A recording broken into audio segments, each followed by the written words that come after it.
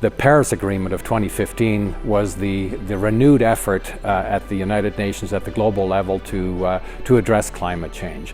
It's done in a new way of legal thinking, of not having it as a global law that has legal status, but rather to encourage countries to take measures, and then the only measure of enforcement is not legal but shaming. A country sets its targets, and if it doesn't meet its targets, it's shamed. That of course works when you have countries or leaders who care about other countries shaming them.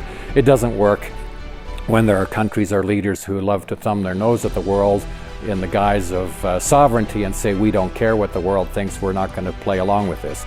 And so the United States has not actually, is actually pulling out of the Paris Agreement, but by the same token, various states in the United States are going along with it.